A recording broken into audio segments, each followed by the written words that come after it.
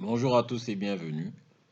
Le sujet du jour sera le suivant: comment s'implanter dans un pays en minimisant les risques.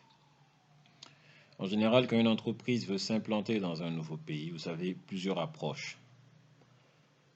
Première approche, donc s'implanter via un partenaire local. Donc trouver un partenaire local et s'implanter, ce qui permet de minimiser les risques et ce qui permet d'avoir une meilleure market intelligence, une meilleure compréhension du marché, une pénétration un peu plus rapide du marché. Deuxième approche, s'implanter totalement. Donc faire une étude de marché et s'implanter du tout au tout.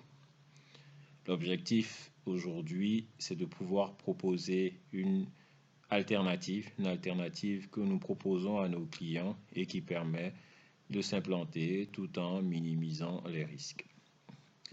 Donc on va déjà revenir sur les inconvénients des deux premières approches. Donc l'approche de recherche d'un partenaire local.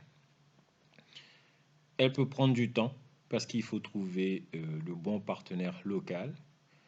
Deuxième sujet, lorsqu'on trouve le bon partenaire local, il faut qu'il y ait un alignement d'intérêts.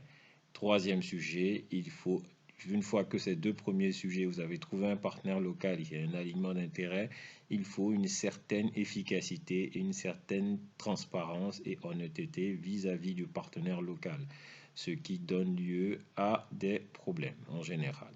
Deuxième approche, donc s'implanter du tout au tout. Lorsque vous avez une certaine taille ou même lorsque vous êtes une petite entreprise, s'implanter totalement dans un pays peut se révéler coûteux et difficile lorsque vous êtes tout petit, lorsque vous n'êtes pas une grande multinationale. S'installer dans un pays, c'est un investissement coûteux pour vous, donc vous implantez du tout au tout sans connaître le marché, et avec tous les risques que cela comporte, ça peut être délicat si vous ne réussissez pas rapidement. Lorsqu'on a une multinationale, s'implanter dans un pays peut être également compliqué parce qu'on s'attend à vous, du coup, tout sera cher. Donc, si on sait que vous êtes une grande multinationale, vous voulez acheter un terrain, vous voulez. euh,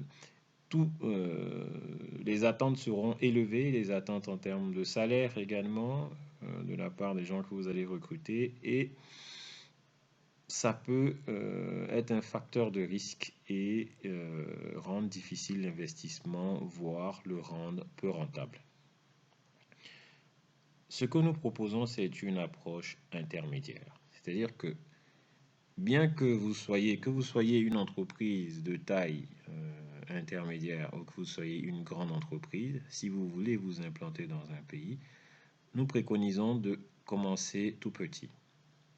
Donc vous êtes une petite entreprise, vous êtes une entreprise de taille intermédiaire, vous voulez investir, donc vous investissez, vous pouvez investir en nom propre. Donc vous investissez sur une partie de la chaîne de valeur qui vous permet de prendre le moins de risques possible. Si vous êtes par exemple sur un produit, l'idéal c'est de se positionner déjà en tant que négociant. Si vous êtes par exemple dans un secteur comme l'assurance ou la banque, vous pouvez vous positionner en tant que courtier. Cela vous permettra de faire moins d'investissements, de mieux comprendre le marché, de vous déployer ensuite. C'est la même chose si vous êtes une grande entreprise également. Ce n'est pas parce que vous êtes une grande entreprise que vous devez déployer des moyens colossaux pour vous implanter dans un pays alors que cela comporte des risques. Donc vous pouvez vous mettre sur une partie de la chaîne de valeur qui vous permet de prendre le moins possible de risques. Donc si c'est sur un produit, par exemple, être encore une fois négociant et distributeur, comprendre le marché et ensuite vous vous implanter. Après, ce qui peut se passer, c'est que vu que vous êtes une multinationale, venir vous implanter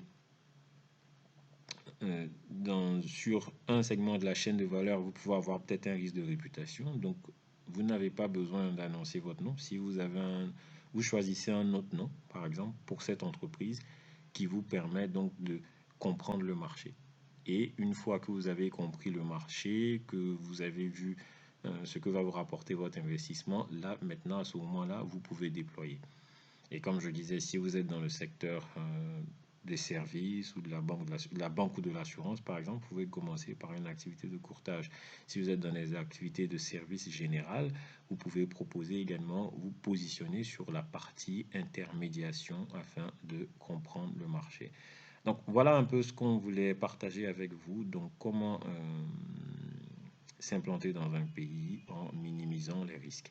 Et cette approche, elle est d'autant plus intéressante si vous vous installez par exemple dans des pays où vous n'avez pas beaucoup de données.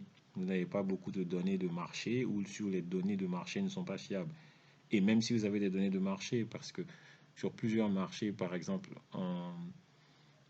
comment dire ça, en Amérique du Sud, nous avons accompagné des clients en Amérique du Sud, un peu en Afrique de l'Ouest et sur l'Asie du Sud-Est, même avec des données de marché, vous pouvez vous tromper parce que les données de marché ne reflètent pas forcément les habitudes des consommateurs locaux et vous avez des produits pour lesquels tout simplement vous n'avez pas de données de marché. Donc voilà. Si vous avez des questions, des préoccupations, vous avez un projet d'investissement, vous pouvez toujours nous laisser un mail à info@jelligroup.com. Merci et bon courage.